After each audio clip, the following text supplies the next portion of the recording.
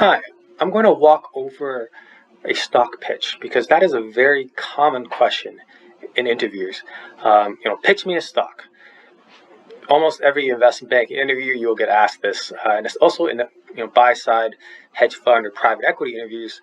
Very common question, and you know, speaking out a stock pitch is going to be very different from creating one on slides. Perhaps you're more used to that, but when you're actually verbally saying it, it's still important to structure it. And the way I like to structure it is have first the company outline, then kind of give a quick industry overview, then say, maybe a couple of reasons why you like the company, what might be a risk or two. And in terms of valuation, how does it compare to the rest of the companies? So I'm going to kind of walk over through each of these categories. Now, let's use an example. Spin Master is a toy company in Canada, and when I'm making the company outline, I want to know what the business model is like. Where are they located? I might also want to know their last 12 months revenue or their EBITDA margins, or what kind of market cap they have.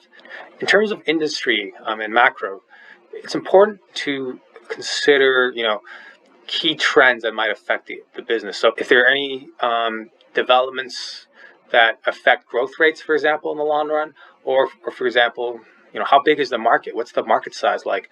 So those are all important too. In this case, the U.S. kind of toy industry has been suffering because of the liquidation of Toys R Us. So that's an example there. Now, in terms of items to consider for investment thesis, right? You want to make sure that you're really giving provocative reasons why you want to buy this company.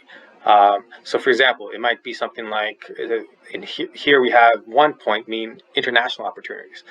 We have another point being return on invested capital. But it could be other things as well, such as management or growth strategy, where their position is relative to the other competitors. Maybe their position as a cost leader, or maybe their position as a niche player, or maybe they're just an industry leader in a fragmented industry where they have room to keep growing and to keep acquiring smaller companies. So all kinds of potential investment highlights. In terms of risks, good to mention a single risk or two. Sometimes it might be, for example, in this case, the risk of not integrating acquisitions properly, or political risk. Now, in terms of valuation, the most important thing is to know roughly what the multiples are like in the industry. So, for example, in this case, in this business, the stock trades 16 times EBITDA, which means that the enterprise value is 16 times EBITDA, while the rest of the industry is around 27 times. I mean, where would you find this information? Capital IQ, Thomson One, but if you don't have access to those, you can also calculate it.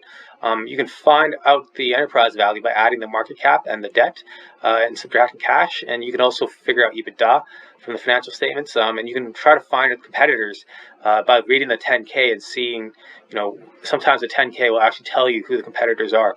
So that's how you would try to come up with a median multiple. Finally, you would just have a quick conclusion. Now, this sounds like a lot, but the whole stock pitch should really only take about a minute or so. So you don't have to go in too much detail. It should kind of be bang, bang, bang, but to have this kind of structure really, really helps.